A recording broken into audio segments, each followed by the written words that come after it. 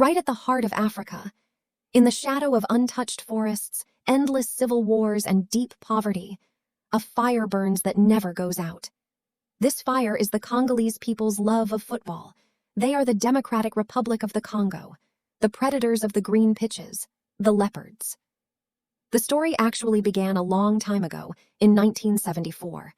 When the country was still known as Zaire, they had etched their names in history in letters of gold as the first team from sub-Saharan Africa to qualify for the World Cup. However, this great achievement was overshadowed by the dictatorial regime of the time. The team returned home to threats and oppression rather than the promised rewards. And from that day onwards, Congolese football, much like the country's fate, was plunged into a long, dark silence. For decades, the world only heard of them in war reports.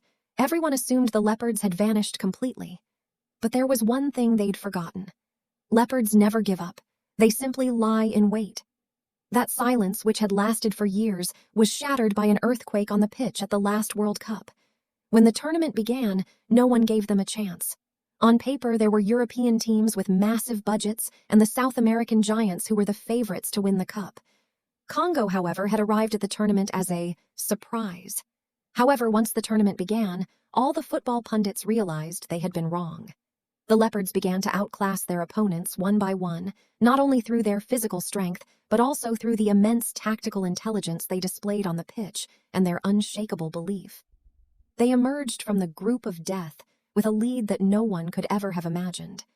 Every world powerhouse they faced in the knockout stages crashed against Congo's impenetrable defensive wall and was torn to shreds by their swift and deadly attacking maneuvers.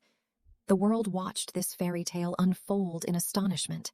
The Leopards carried the tournament through to the quarterfinals, and then, defying all expectations, all the way to that historic podium, the third-place playoff.